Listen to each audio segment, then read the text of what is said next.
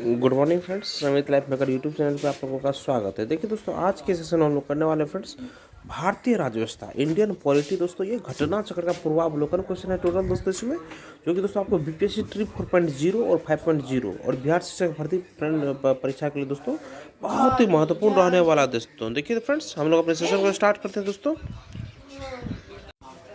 और देखिए दोस्तों, हम लोग अपने सेशन को देखते हैं। हम देखिए फ्रेंड्स, अभी तक में टोटल जो हम लोग का चैप्टर खत्म हो चुका है दोस्तों। देखिए टोटल 30 चैप्टर हम लोग का अभी तक में कंप्लीट हो चुका है दोस्तों। जो नहीं देखे दोस्तों जाकर देख लीजिएगा, क्योंकि हम दोस्तों सीरियली से अपने चैप्टर को करवाते हुए आ रहे हैं फ्रेंड्स। और आज जो दोस्तों हम लोग का चैप्टर होने वाला है वो ये है दोस्तों, आपात उपबंध। आपात उपबंध है दोस्तों। देखिए दोस्तों, हम लोग अपने सेशन को स्टार्ट करते हैं फ्रेंड्स। आपात उपबंध सबसे पहले हम इसका थ्योरी कंप्लीट करेंगे दोस्तों। और थ्योरी जैसे ही कंप्लीट होता है उसके बाद जस्ट जितने सारे क्वेश्चन अभी तक मैं पूछेंगे दोस्तों, उन सारे क्वेश्चन को हम लोग एक एक करके देखेंगे। तो देखिए दोस्तों, इसका थ्योरी देखिए फ्रेंड्स। भारतीय संविधान के भाग 18 में आपात से संबंधित उपबंध निहित है, और ये आपातकालीन उपबंध केंद्र को किसी भी असमान स्थिति से प्रभावी तरीके से निपटने में सक्षम बनाते हैं। संविधान में 3 स्थितियों में आपातकाल की व्यवस्था की गई है। एक हो गया दोस्तों युद्ध या बाह्य आक्रमण या सशस्त्र विद्रोह के कारण, और सेकंड हो गया फ्रेंड्स देखिए राज्यों में संवैधानिक तंत्र की विफलता के कारण, तथा तृतीय हो गया दोस्तों वित्तीय आपात। 3 तरह के आपात हो गए दोस्तों। एक हो गया दोस्तों युद्ध या बाह्य आक्रमण या सशस्त्र विद्रोह के कारण, सेकेंड हो गया राज्यों में संवैधानिक तंत्र की विफलता के कारण, और तीसरा हो गया वित्तीय आपात के कारण। दोस्तों ये 3 तरह का आपात लगाया जाता है फ्रेंड्स। और देखिए फ्रेंड्स, राष्ट्रीय आपात के दौरान दोस्तों सभी राज्य केंद्र के पूर्ण नियंत्रण में आ जाते हैं दोस्तों। राष्ट्रीय आपात के दौरान सभी राज्य केंद्र के पूर्ण नियंत्रण में आ जाते हैं राष्ट्रीय आपात के कारण। अनुच्छेद 352 के 1 के तहत भारत का राष्ट्रपति युद्ध या बाह्य आक्रमण या सशस्त्र विद्रोह की स्थिति उत्पन्न होने या देखिए क्या बोलते हैं फ्रेंड्स, अनुच्छेद 352 के 1 के तहत भारत का राष्ट्रपति युद्ध या बाह्य आक्रमण या सशस्त्र विद्रोह की स्थिति उत्पन्न होने या उसका सन्निकट होने पर राष्ट्रीय आपात की उद्घोषणा कर सकता है। और 352 के देखिए 3 के अनुसार 352 के 3 के अनुसार तहत राष्ट्रपति ऐसी उद्घोषणा संघीय मंत्रिमंडल या लिखित विनिश्चय प्राप्त होने पर ही कर सकता है। और नेक्स्ट क्या आगे देखिए, आपातकाल की उद्घोषणा का अनुमोदन संसद के दोनों सदनों द्वारा विशेष बहुमत, सदन की कुल सदस्य संख्या के बहुमत तथा उपस्थित और मत देने वाले सदस्यों के न्यूनतम 2/3 बहुमत से 1 माह के भीतर होना आवश्यक। 1 माह के भीतर होना आवश्यक है। और इसके बाद देखिए फ्रेंड्स, 1 माह के भीतर होना आवश्यक है। लोकसभा के विघटन की स्थिति में आपातकाल की उद्घोषणा, लोकसभा के विघटन की स्थिति में आपातकाल की उद्घोषणा लोकसभा के पुनर्गठन के बाद पहली बैठक से 30 दिनों तक जारी रहेगी। और यदि इस दौरान राज्यसभा द्वारा इसका अनुमोदन कर दिया गया हो, यदि राज्यसभा द्वारा इसका अनुमोदन कर दिया गया हो तो संसद के दोनों सदनों से अनुमोदन के पश्चात आपातकाल यदि बीच में वापस नहीं लिया जाता है तो 6 माह तक जारी रहेगा। ये क्या बोला यहाँ पे, लोकसभा के विघटन की स्थिति में आपातकाल की उद्घोषणा लोकसभा के पुनर्गठन के बाद पहली से 30 दिनों तक जारी रहेगी दोस्तों। पहली बैठक से 30 दिनों तक जारी रहेगी। यदि इस दौरान राज्यसभा द्वारा इसका अनुमोदन कर दिया गया हो, अगर राज्यसभा द्वारा अनुमोदन कर दिया गया हो तो संसद के दोनों सदनों से अनुमोदन के पश्चात आपातकाल यदि बीच में वापस नहीं लिया जाता है तो 6 माह तक जारी रहेगा, तथा प्रत्येक 6 माह में संसद के विशेष बहुमत के अनुमोदन से इसे आगे भी जारी रखा जा सकता है। देखिए 6 माह तक जारी रहेगा, तथा प्रत्येक 6 माह में संसद के विशेष बहुमत से अनुमोदन से इसे आगे जारी रखा जा सकता है। अनुच्छेद 352 के 7 के तहत आपात की उद्घोषणा किसी भी समय लोकसभा द्वारा उसके अनुमोदन का संकल्प समान बहुमत से पारित करने पर राष्ट्रपति द्वारा वापस ली जा सकती है। नेक्स्ट देखिए, राष्ट्रीय आपातकाल के दौरान संसद को 250 के तहत, देखिए राष्ट्रीय आपातकाल के दौरान संसद को अनुच्छेद 250 के तहत राज्य सूची में वर्णित विषयों पर कानून बनाने का अधिकार प्राप्त हो जाता है। देखिए अनुच्छेद 250 के तहत राज्य सूची में वर्णित विषयों पर कानून बनाने का अधिकार प्राप्त हो जाता है। देखिए जब राष्ट्रीय आपात लग जाता है, उसके दौरान संसद को अनुच्छेद 250 के तहत राज्य सूची में वर्णित विषयों पर कानून बनाने का अधिकार प्राप्त हो जाता है। और अनुच्छेद 353 के अनुसार आपात की उद्घोषणा के प्रवर्तन में होने पर संघ की कार्यपालिका शक्ति का विस्तार, देखिए अनुच्छेद 353 के अनुसार आपात की उद्घोषणा के प्रवर्तन में होने पर संघ की कार्यपालिका शक्ति का विस्तार किसी राज्य को इस बारे में निर्देश देने तक होगा कि वह राज्य अपनी कार्यपालिका शक्ति का किसी रीति से प्रयोग करे तथा किसी विषय के संबंध में विधियां बनाने की शक्ति के अंतर्गत संसद, देखिए फ्रेंड्स, किसी विषय के संबंध में विधियां बनाने की शक्ति के अंतर्गत संसद किसी भी विषय उसके संघ सूची में न होने पर भी ऐसी विधियां बना सकेंगी जो उस विषय के संबंध में संघ या उसके अधिकारियों को शक्तियां प्रदान करें या उन पर कर्तव्य अधिरोपित करें। आपातकाल के दौरान संसद द्वारा राज्य सूची के विषयों पर बनाए गए कानून आपातकाल की समाप्ति के बाद 6 माह तक ही प्रभावी रहते हैं। और आपातकाल के दौरान यदि संसद सत्र न चल रहा हो तो राष्ट्रपति राज्य सूची के विषयों पर भी अध्यादेश जारी कर सकता है। देखिए आपातकाल के दौरान यदि संसद सत्र न चल रहा हो तो राष्ट्रपति राज्य सूची के विषयों पर भी अध्यादेश जारी कर सकता है। और अनुच्छेद 354 के अनुसार जब राष्ट्रीय आपात की उद्घोषणा लागू हो तब राष्ट्रपति केंद्र तथा राज्यों के मध्य राजस्वों के संवैधानिक वितरण को संशोधित कर सकता है। और अनुच्छेद 83 के 2 के परंतु के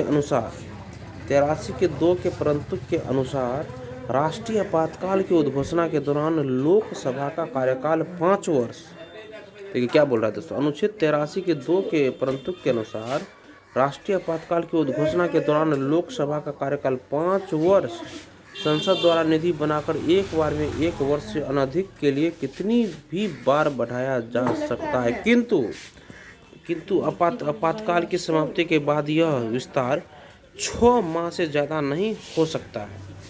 अनुच्छेद 172 के 1 के परंतु के अनुसार संसद आपात की उद्घोषणा के प्रवर्तन में रहने पर राज्य विधानसभा की अवधि भी इसी प्रकार बढ़ा सकती है। दोस्तों अनुच्छेद 172 के 1 के परंतु के अनुसार संसद आपात की स्थिति, देखिए फ्रेंड्स यहाँ पे बोल रहा है अनुच्छेद 83 के 2 के परंतु के अनुसार राष्ट्रीय आपातकाल की उद्घोषणा के दौरान लोकसभा का कार्यकाल 5 वर्ष संसद द्वारा विधि बनाकर एक बार में 1 वर्ष से अनधिक के लिए कितनी भी बार बढ़ाया जा सकता है, किंतु आपातकाल की समाप्ति के बाद यह विस्तार 6 माह से ज़्यादा नहीं हो सकता है। और अनुच्छेद 172 के 1 के परंतु के अनुसार संसद आपात की उद्घोषणा के प्रवर्तन में रहने पर राज्य विधानसभा की अवधि भी इसी प्रकार बढ़ा सकती है। और क्या बोले, संसद आपात की उद्घोषणा के प्रवर्तन में रहने पर भी राज्य विधानसभा की अवधि इसी प्रकार बढ़ा सकती है। नेक्स्ट देखिए, संविधान के अनुच्छेद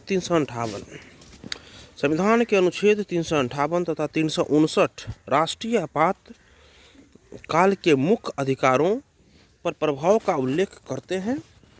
और जब युद्ध या बाह्य आक्रमण के कारण राष्ट्रीय आपात की उद्घोषणा की जाती है तो अनुच्छेद 358 के तहत अनुच्छेद 19 द्वारा प्रदत्त स्वतंत्रता के 6 मूल अधिकार स्वतः ही निलंबित हो जाते हैं। देखिए फ्रेंड्स, अनुच्छेद 358 के तहत अनुच्छेद 19 द्वारा प्रदत्त स्वतंत्रता के 6 मूल अधिकार, स्वतंत्रता के मूल 6 अधिकार स्वतः ही निलंबित हो जाते हैं। दोस्तों अनुच्छेद 358 के तहत अगर अनुच्छेद 358 के तहत अनुच्छेद 19 द्वारा प्रदत्त स्वतंत्रता के 6 मूल अधिकार स्वतः ही निलंबित हो जाते हैं, राष्ट्रीय आपातकाल की उद्घोषणा किए जाते हैं, तब दोस्तों और इसके लिए अलग से आदेश जारी करने की आवश्यकता नहीं होती। और अनुच्छेद 359 के तहत अन्य मूल अधिकारों अनुच्छेद 20 एवं 21 को छोड़कर के निलंबन से संबंधित प्रावधान है दोस्तों। देखिए क्या बोल रहा है, जब राष्ट्रीय आपात लागू हो दोस्तों, तो राष्ट्रीय आपात लागू हो तो अनुच्छेद 19 में जो दोस्तों 6 मूल अधिकार दिया गया है, सिर्फ अनुच्छेद 19 का खत्म होगा दोस्तों, और 20 और 21 दोस्तों ये हमारा मूल अधिकार खत्म नहीं होगा दोस्तों, याद रखिएगा आप लोग। और देखिए और क्या बोल रहा है फ्रेंड्स, यह अनुच्छेद राष्ट्रपति को यह शक्ति देता है कि वह मूल अधिकारों के निलंबन को लागू करे। और अनुच्छेद 352 के तहत आपातकाल अब तक 3 बार 1962 में, 1971 में और 1975 में घोषित किया गया है। और अनुच्छेद 356 के अनुसार राज्यों में संवैधानिक तंत्र की विफलता पर राष्ट्रपति शासन की उद्घोषणा की जा सकती है। ये राज्यों की बात है दोस्तों। यदि राष्ट्रपति का किसी राज्य के राज्यपाल से प्रतिवेदन मिलने पर या अन्यथा यह समाधान हो जाता है कि ऐसी स्थिति उत्पन्न हो गई है जिसमें उस राज्य का शासन इस संविधान के उपबंधों के अनुसार नहीं चलाया जा सकता, तो राष्ट्रपति उद्घोषणा द्वारा उस राज्य की सरकार के सभी या कोई कृत्य या शक्तियां अपने हाथ में ले सकता है।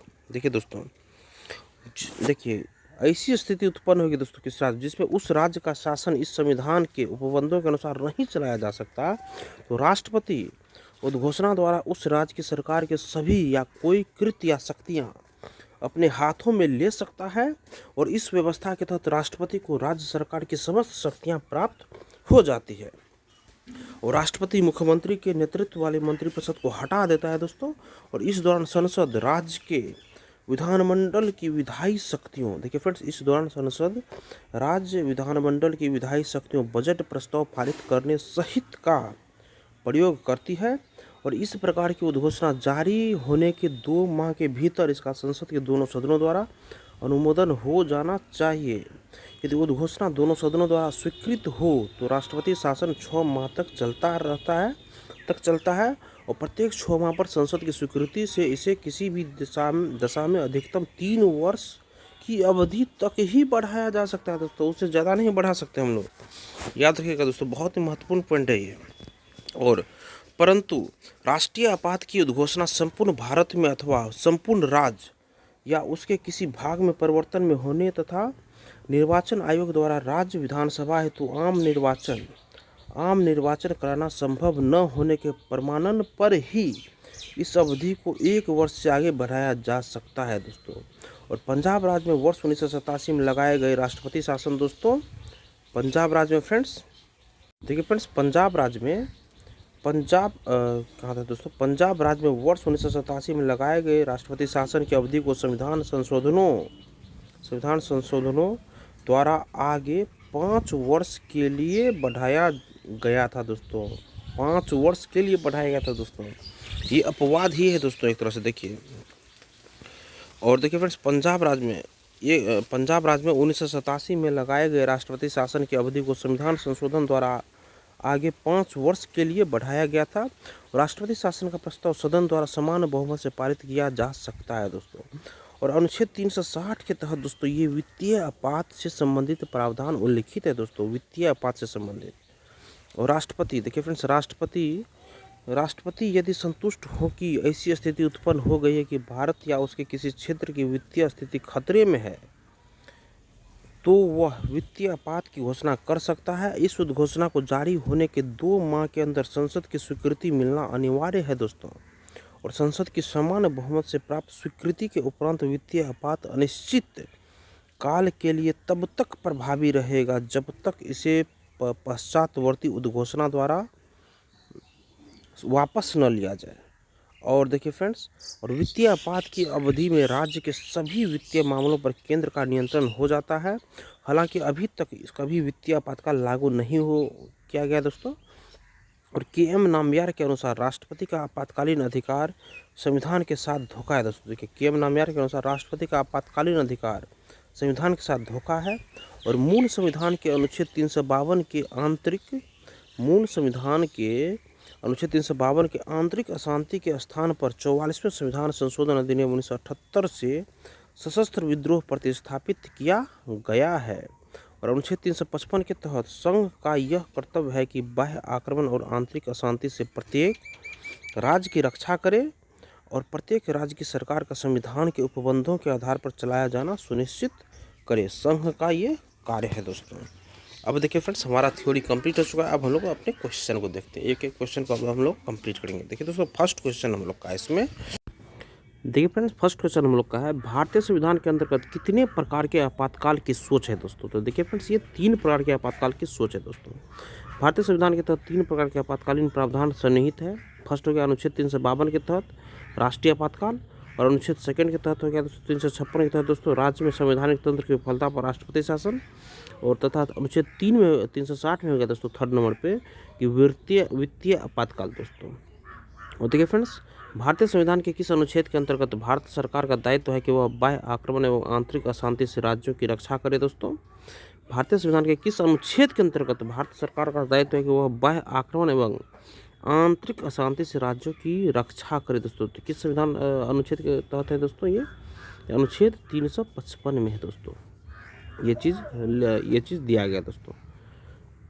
और सॉल्यूशन देखिए फ्रेंड्स इसका, अनुच्छेद 352 यदि राष्ट्रपति को इस बात का समाधान हो जाए कि गंभीर आपात स्थिति विद्यमान है या होने के निकट है, जिसमें युद्ध, बाह्य आक्रमण या सशस्त्र विद्रोह के कारण भारत या उसके किसी भाग में संकट पैदा हो सकता है, तो राष्ट्रपति राष्ट्रीय आपात की उद्घोषणा कर सकते हैं। ध्यातव्य है कि मूल संविधान के अनुच्छेद 352 के आंतरिक अशांति के स्थान पर 44वें संविधान संशोधन अधिनियम 1978 से सशस्त्र विद्रोह प्रतिस्थापित किया गया है। और अनुच्छेद 355 में दोस्तों, संघ का यह कर्तव्य है कि बाह्य आक्रमण और आंतरिक अशांति से प्रत्येक राज्य की रक्षा करे और प्रत्येक राज्य की सरकार का संविधान के उपबंधों के आधार पर चलाया जाना सुनिश्चित करे।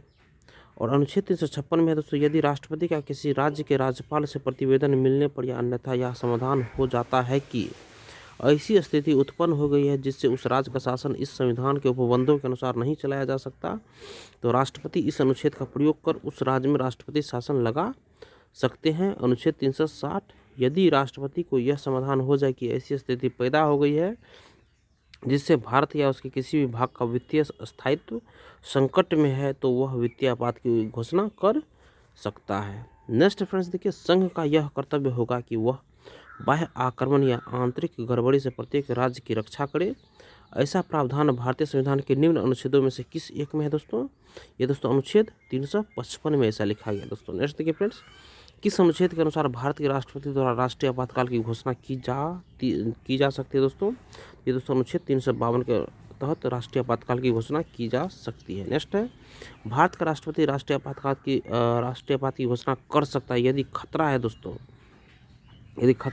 बाहरी आक्रमण का दोस्तों। और देखिए दोस्तों, ये मल्टीलिंगुअल लगता है ऑप्शन है दोस्तों इसमें, और मल्टीलिंगुअल है दोस्तों। देखिए फ्रेंड्स, इसका ऑप्शन 1 और 3 इसका सही होगा दोस्तों। देखिए फ्रेंड्स, बाहरी आक्रमण से और सशस्त्र विद्रोह होने पर दोस्तों राष्ट्रीय आपात का ये घोषणा राष्ट्रपति कर सकता है दोस्तों। देखिए फ्रेंड्स, और नेक्स्ट क्वेश्चन है फ्रेंड्स, देखिए भारत में राष्ट्रीय आपातकाल की घोषणा करने का आधार निम्नलिखित में से कौन नहीं है दोस्तों। तो राष्ट्रीय आपातकाल की घोषणा करने का आधार दोस्तों ये आंतरिक शांति को खतरा, ये गलत है। और ये नेक्स्ट है दोस्तों, युद्ध हो गया दोस्तों। देखिए फ्रेंड्स, युद्ध हो जाएगा फ्रेंड्स, युद्ध हो जाएगा, बाह्य आक्रमण हो जाएगा, सशस्त्र विद्रोह हो जाएगा दोस्तों। नेक्स्ट क्वेश्चन देखिए फ्रेंड्स, राष्ट्रपति राष्ट्रीय आपातकाल की घोषणा कर सकता है दोस्तों ये ऊपरी वर्णित सभी कारणों के आधार पर दोस्तों। देखिए, हथियारबंद विद्रोह के आधार पर, बाह्य आक्रमण के आधार पर और युद्ध के आधार पर। नेक्स्ट क्वेश्चन देखिए, निम्नलिखित में से किन परिस्थितियों में राष्ट्रपति आपातकाल घोषित कर सकता है।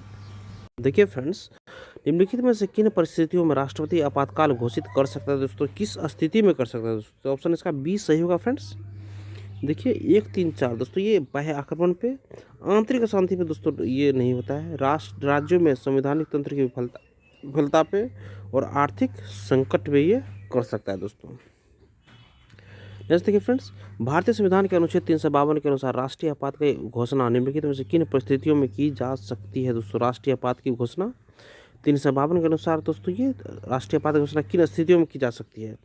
आक्रमण, संवैधानिक मशीनरी की विफलता पे दोस्तों, देखिए आक्रमण पे तो कर ही सकते दोस्तों। और नेक्स्ट देखिए फ्रेंड्स, युद्ध, देखिए आक्रमण इसी में दोस्तों आ गया टोटल, इसी को हम लोग ऑप्शन नंबर डी देखिए, युद्ध, बाह्य आक्रमण तथा सशस्त्र विद्रोह पे हम लोग कर सकते हैं दोस्तों। जैसे देखिए भारतीय संविधान के अनुच्छेद 352 के अंतर्गत आपातकाल की घोषणा तभी की जा सकती है जब भारत के किसी भाग की सुरक्षा को निम्नलिखित खतरा हो दोस्तों। किस प्रकार की खतरा दोस्तों? देखिए दोस्तों, युद्ध के कारण खतरा हो, विदेशी आक्रमण के कारण खतरा हो, विदेशी आक्रमण के कारण और सशस्त्र विद्रोह के कारण दोस्तों, ये तीनों के कारण दोस्तों हम लोग ये राष्ट्रीय आपात घोषित कर सकते हैं दोस्तों, राष्ट्रपति घोषित कर सकता है फ्रेंड्स। जैसे कि फ्रेंड्स अनुच्छेद 352 के अनुसार राष्ट्रीय आपातकाल के विषय में सही क्या है दोस्तों? राष्ट्रीय आपातकाल के विषय में क्या सही है दोस्तों? तो ऑप्शन देखिए फ्रेंड्स, इसका ऑप्शन नंबर सी सही होगा दोस्तों, 1, 3, 5, 6 सही होगा दोस्तों, ये 1, 3, 5, 6 दोस्तों ये सही होगा, इसलिए दोस्तों क्योंकि अनुच्छेद 352 के अनुसार देखिए राष्ट्रीय आपातकाल के विषय में सही है दोस्तों। ये देखिए दोस्तों, यह राष्ट्रपति द्वारा उद्घोषित किया जाता है, बिल्कुल सही है दोस्तों। 3 दोस्तों, 1 माह के भीतर इस पर संसद की स्वीकृति मिल जानी चाहिए, ये भी सही है दोस्तों। और 5 में देखिए तो संसद के 2/3 बहुमत से इस पर स्वीकृति मिलनी चाहिए, ये भी सही है। 6 संसद के साधारण बहुमत से इसे वापस लिया जा सकता है, बिल्कुल सही है दोस्तों। जैसे देखिए फ्रेंड्स, इसका सलूशन देखिए दोस्तों, अनुच्छेद 352 के अनुसार युद्ध या बाह्य आक्रमण या सशस्त्र विद्रोह के आधार पर तथा मंत्रिमंडल की सिफारिश पर राष्ट्रपति आपातकाल की उद्घोषणा करता है और आपातकाल की उद्घोषणा के 1 माह के भीतर इस पर संसद की स्वीकृति मिल जानी चाहिए और आपात की उद्घोषणा को या अवशेष जारी रखने का अनुमोदन करने वाले संकल्पों को संसद के प्रत्येक सदन द्वारा उस सदन की कुल सदस्य संख्या के बहुमत तथा उस सदन के उपस्थित और मत देने वाले सदस्यों के कम से कम 2/3 बहुमत द्वारा पारित करना होगा और आपातकाल की उद्घोषणा को संसद के साधारण बहुमत द्वारा वापस लिया जा सकता है। नेक्स्ट फ्रेंड्स, संसद द्वारा संकट काल की घोषणा का अनुमोदन कितनी अवधि के अंतराल में होता है दोस्तों, होना आवश्यक है दोस्तों? तो 1 माह के अंतराल में होना आवश्यक है दोस्तों। संसद द्वारा संकट काल की घोषणा का अनुमोदन कितनी अवधि के अंतराल में होना आवश्यक है दोस्तों? 1 माह के अंतराल में होना आवश्यक है दोस्तों। नेक्स्ट देखिए, आपातकाल की घोषणा का स्वीकृति हेतु संसद के समक्ष रखा जाना आवश्यक है दोस्तों। 1 माह के अंदर आपातकाल की घोषणा को स्वीकृति हेतु संसद के समक्ष रखा जाना आवश्यक है दोस्तों, 1 माह के अंदर दोस्तों। नेक्स्ट देखिए फ्रेंड्स, संघ एवं राज्यों के बीच करों के विभाजन संबंधी प्रावधानों को दोस्तों ऑप्शन बी सही है दोस्तों, राष्ट्रीय आपात के समय निलंबित किया जा सकता है दोस्तों। संघ एवं राज्यों के बीच करों के विभाजन संबंधी प्रावधानों को राष्ट्रीय आपात के समय निलंबित किया जा सकता है। ऑप्शन देखिए फ्रेंड्स, इसका सोल्यूशन, संघ एवं राज्यों के बीच करों के विभाजन, राजस्वों के वितरण संबंधी अनुच्छेद 268 से अनुच्छेद 279 तक के प्रावधानों को राष्ट्रीय आपात, अनुच्छेद 352 के तहत आपात की उद्घोषणा की स्थिति में संविधान के अनुच्छेद 354 के फर्स्ट के तहत राष्ट्रपति के आदेश के द्वारा निलंबित या उस आदेश में निर्दिष्ट उपांतरणों के अधीन प्रभावी किया जा सकता है। नेक्स्ट क्वेश्चन, निम्नलिखित में से किस संविधान अनुच्छेद के अंतर्गत भारत के राष्ट्रपति मूल अधिकारों के कार्यान्वयन को स्थगित कर सकते हैं? अनुच्छेद देखिए इसका, अनुच्छेद 20 एवं 21 के अतिरिक्त दोस्तों, ये दोस्तों अनुच्छेद 359 में दोस्तों, निम्न में से किस संविधान अनुच्छेद के अंतर्गत भारत के राष्ट्रपति मूल अधिकारों के कार्यान्वयन को स्थगित कर सकते हैं?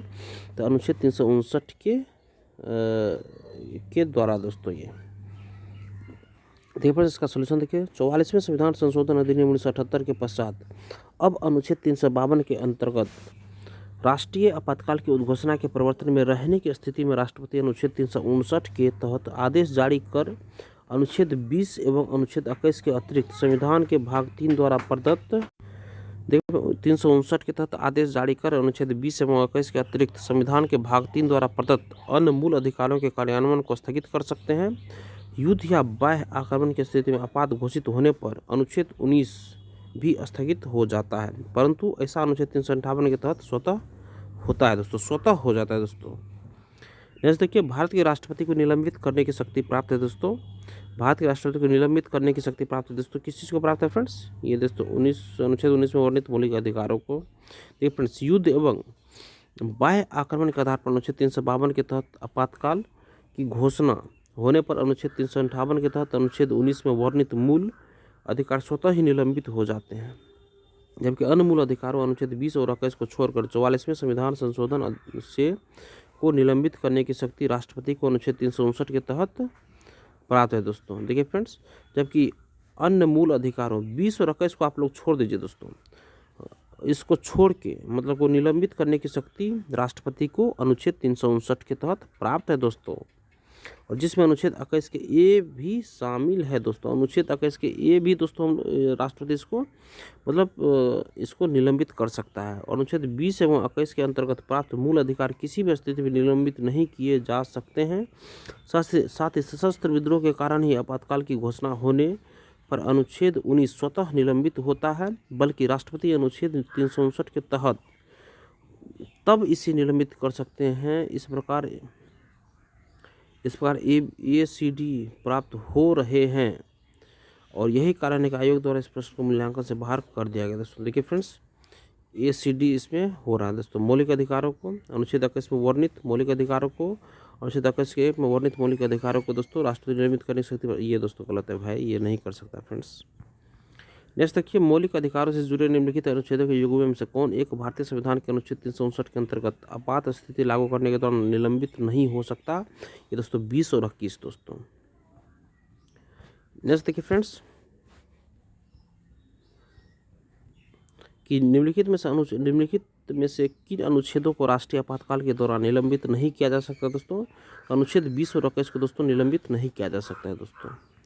नेक्स्ट क्वेश्चन देखिए फ्रेंड्स, राष्ट्रीय आपातकाल में लोकसभा की अवधि दोस्तों, ये दोस्तों आपातकाल की समाप्ति तक बढ़ाई जा सकती है दोस्तों। आपातकाल की समाप्ति तक बढ़ाई जा सकती है, लेकिन एक समय में केवल 1 वर्ष के लिए ही बढ़ाई जा सकती है दोस्तों। देखिए फ्रेंड्स, अनुच्छेद 352 के तहत लगाए गए राष्ट्रीय आपातकाल की स्थिति में लोकसभा की अवधि अनुच्छेद 83 के 2 के परंतु के अनुसार संसद विधि द्वारा ऐसी अवधि के लिए बढ़ा सकेगी जो एक बार में 1 वर्ष से अधिक नहीं होगी, तथा आपात उद्घोषणा के प्रवर्तन में न रह जाने के पश्चात उसका विस्तार किसी भी दशा में 6 माह की अवधि से अधिक नहीं होगा।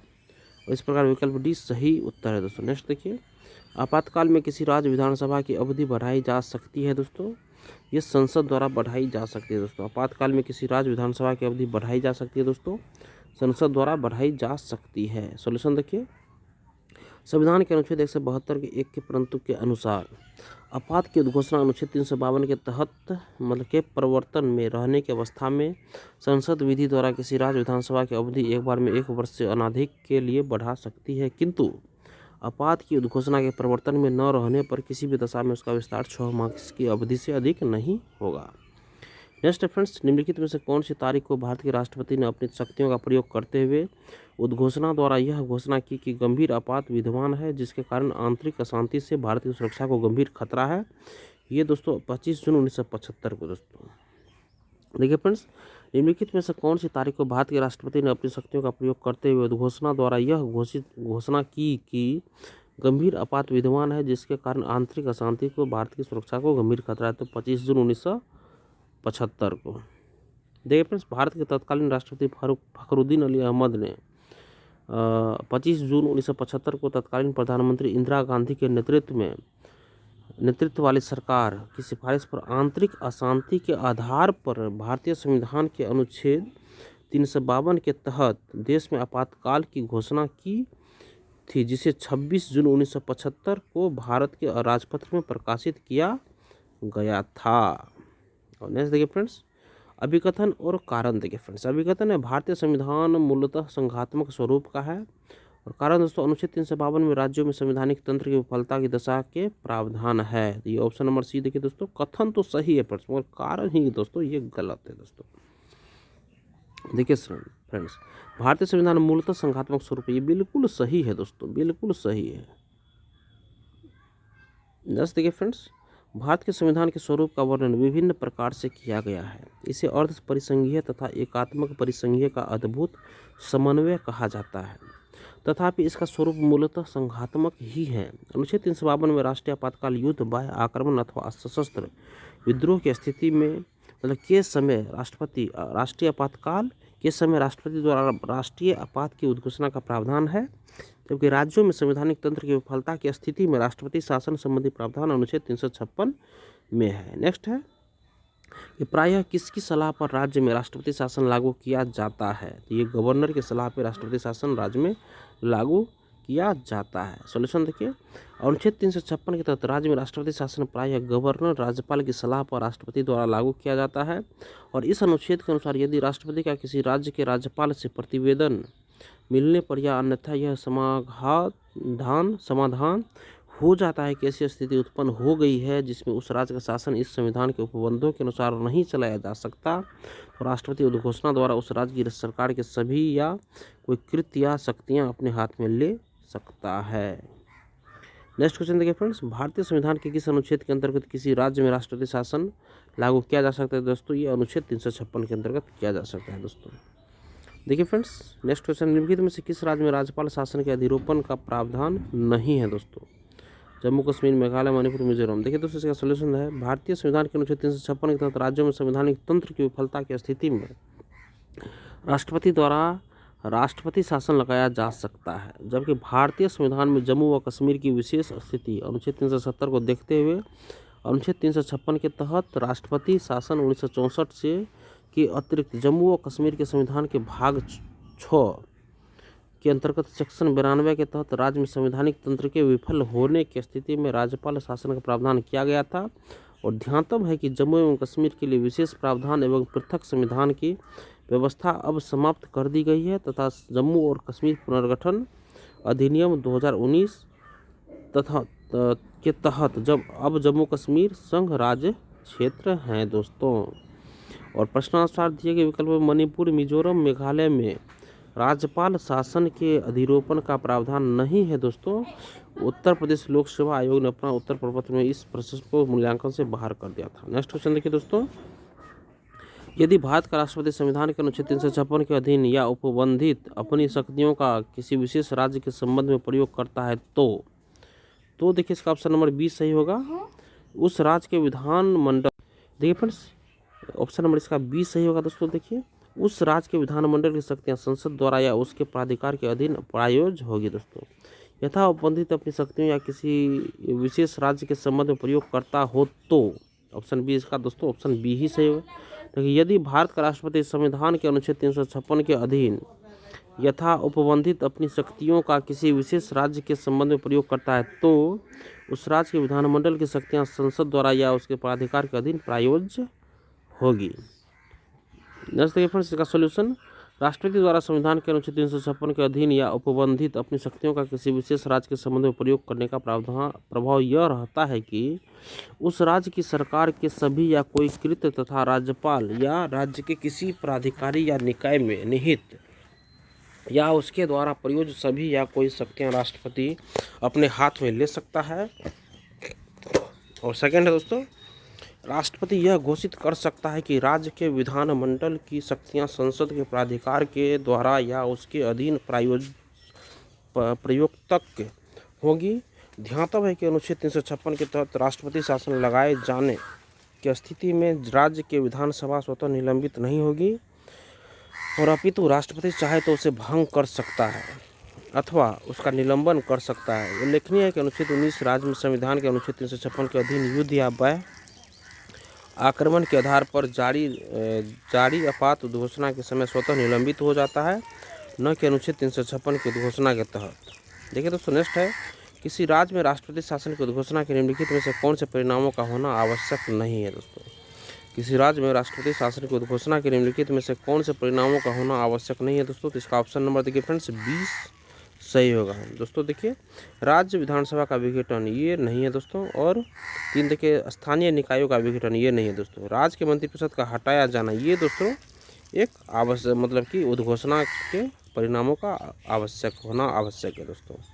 नेक्स्ट क्वेश्चन देखिए फ्रेंड्स, इसका देखिए दोस्तों इसका सोल्यूशन देख लीजिए। भारतीय संविधान के अनुच्छेद 356 के प्रावधानों के तहत राज्यों में संवैधानिक तंत्र की विफलता की स्थिति में राष्ट्रपति द्वारा राज्यों में राष्ट्रपति शासन की उद्घोषणा की जा सकती है। राज्यों में राष्ट्रपति शासन लागू होने की स्थिति में राष्ट्रपति राज्य सरकार की शक्तियों को अपने हाथों में ले लेता है और वह मुख्यमंत्री के नेतृत्व वाली मंत्रिपरिषद को हटा देता है और राष्ट्रपति के प्रतिनिधि के रूप में राज्यपाल राज्य सचिव की सहायता से राज्य का प्रशासन चलाता है। इसके अतिरिक्त राष्ट्रपति राज्य विधानसभा को विघटित अथवा निलंबित कर सकता है। हालांकि यह आवश्यक नहीं है कि स्थानीय निकायों का विघटन राष्ट्रपति शासन की उद्घोषणा का कोई परिणाम नहीं है। नेक्स्ट रेफरेंस देखिए, संविधान के अनुच्छेद 356 के से संबंधित निम्नलिखित कथनों पर विचार कीजिए। देखिए फ्रेंड्स, एक में बोला राज्यों में संवैधानिक तंत्र की विफलता एक वस्तुनिष्ठ यथार्थ है। 2 है, इस अनुच्छेद के अंतर्गत की गई उद्घोषणा का उच्चतम न्यायालय द्वारा न्यायिक पुनरावलोकन किया जा सकता है। ये तो दोस्तों भाई गलत है दोस्तों। और इस उद्घोषणा के साथ ही राज्य विधानसभा भंग की जा सकती है। चौथा दोस्तों, इस उद्घोषणा का 2 माह के भीतर संसद के प्रत्येक सदन से अनुमोदन किया जाना आवश्यक है। तो इसका ऑप्शन नंबर दोस्तों 1 सही होगा दोस्तों। देखिए 1, 2, 4। देखिए दोस्तों 4 में दोस्तों, इस उद्घोषणा को 2 माह के भीतर संसद के प्रत्येक सदन से अनुमोदन किया जाना चाहिए, बिल्कुल सही दोस्तों। और 1 देखिए दोस्तों, 1 और 2, 1 में है दोस्तों, राज्यों में संवैधानिक तंत्र की विफलता एक वस्तुनिष्ठ व्यर्थ सही है दोस्तों। और इस अनुच्छेद के अंतर्गत की गई उद्घोषणा का उच्चतम न्यायालय द्वारा न्यायिक पुनरावलोकन किया जा सकता है। तो ये भी दोस्तों सही है दोस्तों। देखिए दोस्तों, इसका सॉल्यूशन देख लीजिए आप लोग। SR बम्बई बनाम भारत संघवाद 1994 में उच्चतम न्यायालय ने निर्णय दिया कि अनुच्छेद 356 से संबंधित उद्घोषणा का न्यायिक पुनरावलोकन किया जा सकता है तथा उद्घोषणा के साथ ही राज्य विधानसभा भंग नहीं की जा सकती है जब तक कि ऐसी उद्घोषणा का संसद के दोनों सदनों द्वारा 2 माह के अंदर अनुमोदन नहीं कर दिया जाता है। इसमें यह भी निर्धारित किया गया है कि संवैधानिक तंत्र की विफलता यथार्थ में होनी चाहिए, न कि कल्पित आधारों पर। नेक्स्ट क्वेश्चन है फ्रेंड्स, राष्ट्रपति शासन अधिकतम लगाया जा सकता है दोस्तों। ये अधिकतम दोस्तों 3 वर्ष के लिए दोस्तों राष्ट्रपति शासन लगाया जा सकता है, अधिकतम 3 वर्षों के लिए फ्रेंड्स, अधिकतम 3 वर्षों के लिए। देखिए दोस्तों, यद्यपि संविधान के अनुच्छेद 356 के अधीन राष्ट्रपति शासन की उद्घोषणा प्रत्येक 6 माह पर पुनः संसद के दोनों सदनों द्वारा पारित होकर अधिकतम 3 वर्ष तक परिवर्तन में रह सकती है, परंतु इसके 1 वर्ष से आगे प्रवृत्त रहने के संदर्भ में कोई संकल्प संसद द्वारा तभी पारित किया जाएगा जबकि उस समय संपूर्ण भारत अथवा संपूर्ण राज्य में या उसके किसी भाग में आपात की उद्घोषणा अनुच्छेद 352 के अंतर्गत प्रवर्तित हो। और 2 है दोस्तों, निर्वाचन आयोग यह प्रमाणित करे कि उस राज्य में निर्वाचन करना संभव नहीं है। मई 1987 में पंजाब राज्य में लगाए गए राष्ट्रपति शासन की अवधि संवैधानिक संशोधनों के द्वारा बढ़ाई गई थी दोस्तों, संवैधानिक संशोधन करके तब बढ़ाई गई थी दोस्तों 5 साल। नेक्स्ट देखिए फ्रेंड्स, सूची फर्स्ट और सेकंड देखिए दोस्तों, राज्य और 2019 तक राष्ट्रपति शासन लागू किए जाने की संख्या दोस्तों, 2019 तक का ये डाटा है दोस्तों। देखिए फ्रेंड्स, सबसे पहले देखिए दोस्तों, इसका सॉल्यूशन देखिए हम लोग, इसका ये ऑप्शन नंबर दोस्तों इसका बी सही है दोस्तों। देखिए दोस्तों, मणिपुर में दोस्तों अभी तक में टोटल 10 बार मणिपुर में लगाया गया दोस्तों। और अभी हाल फिलहाल दोस्तों ये 2025 का डाटा हम आपको बता रहे हैं फ्रेंड्स, मणिपुर में 10 बार, इसमें 1 और ऐड कर लीजिए दोस्तों, टोटल 11 बार हो जाएगा दोस्तों।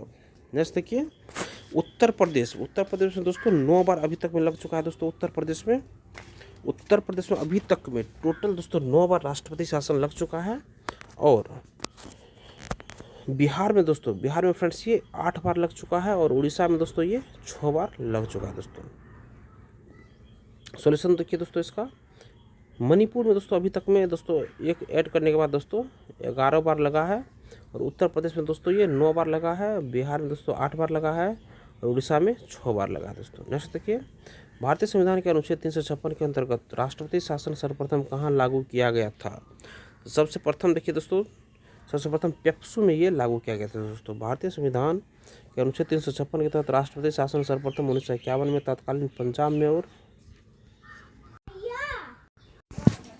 देखिए मैम, भारतीय संविधान के अनुच्छेद 356 के तहत राष्ट्रपति शासन सर्वप्रथम 1951 में तत्कालीन पंजाब में और फिर 1953 में पटियाला। देखिए फ्रेंड्स, भारतीय संविधान के अनुच्छेद 356 के तहत राष्ट्रपति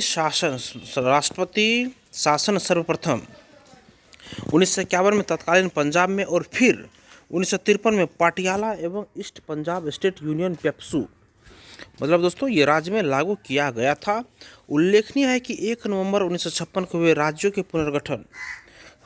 पुनर्गठन में पेप्सू संघ का पंजाब में विलय कर दिया गया था दोस्तों।